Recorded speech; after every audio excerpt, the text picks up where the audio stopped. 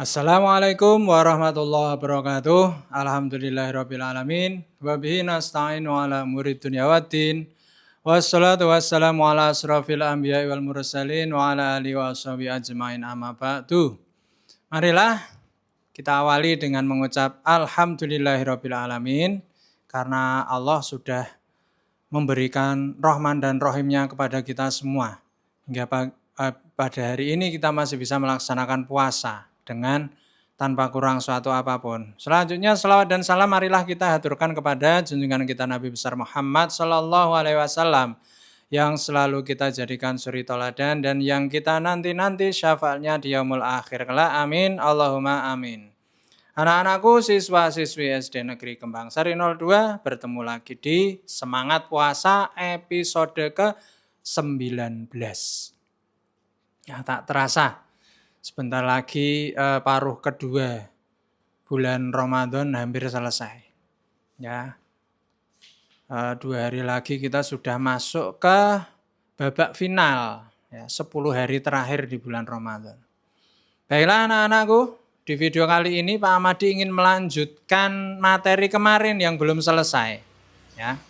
Jadi di materi kemarin itu Pak Amadi sampaikan tentang pertolongan dari Allah.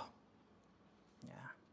Bahwa ketika pertolongan dari Allah itu datang, maka tidak akan ada yang bisa untuk menghalanginya. Ya, a'udzubillahi minasyaitonirrajim. Bismillahirrahmanirrahim. In yansurkumullaha wala ghalibalakum wa ma yahdulkum faman dalladzi yansurukum min ba'di. Shadaqallahul adzim.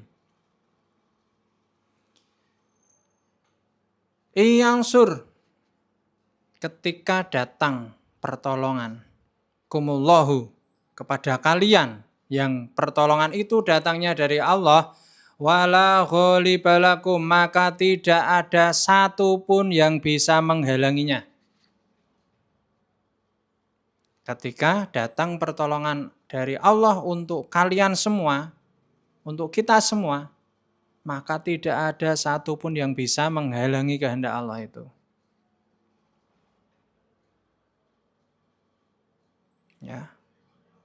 Tapi sebaliknya, ketika Allah tidak menginginkan suatu bantuan datang kepada seseorang, kepada suatu kaum, kepada suatu bangsa, maka tidak ada sesuatu yang bisa mengubah takdir Allah itu.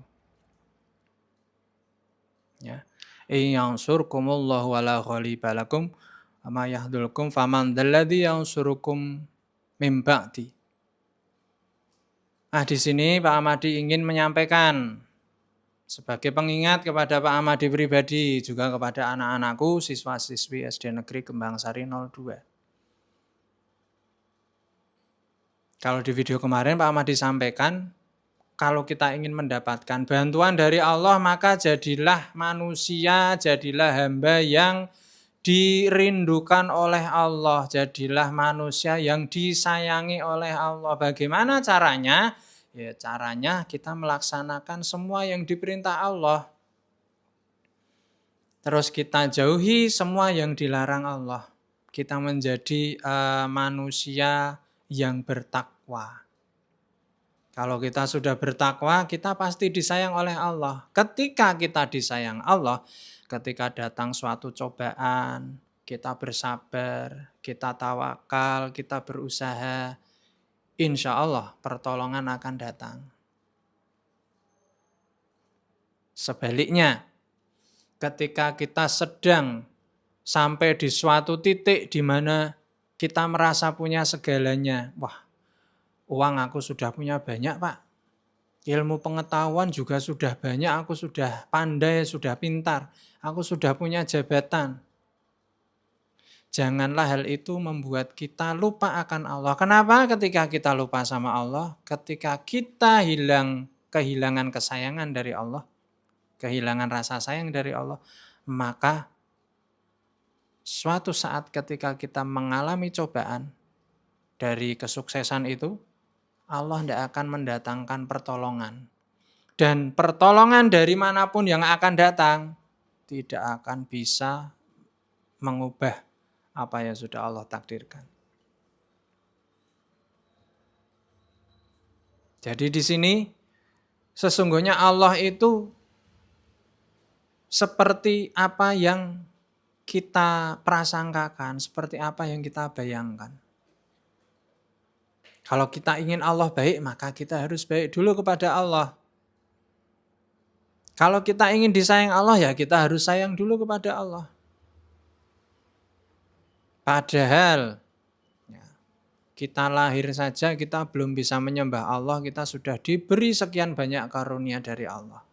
Maka dari mana manusia itu punya keinginan untuk meninggalkan Allah?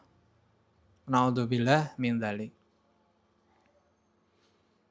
Manusia dari lahir sudah diberi bekal. Alhamdulillah seperti kita. Badan sehat, anggota tubuh lengkap, fungsi normal. Itu tidak bisa dinilai dengan harta sebanyak apapun.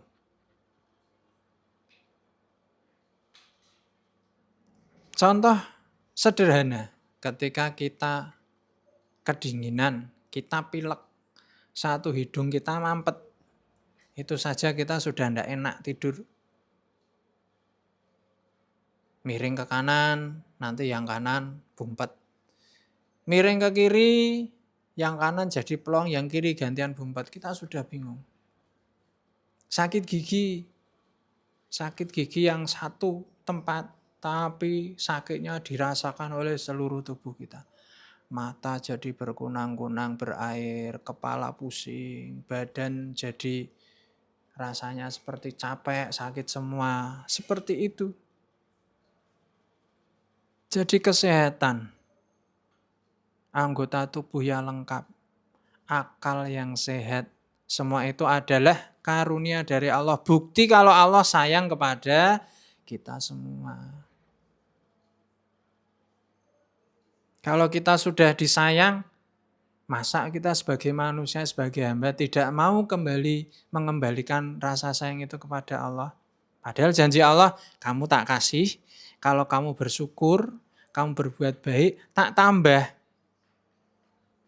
Jadi walaupun kita berinfak, kita bersedekah, kita puasa, kita sholat, itu pahalanya bukan kita berikan Allah.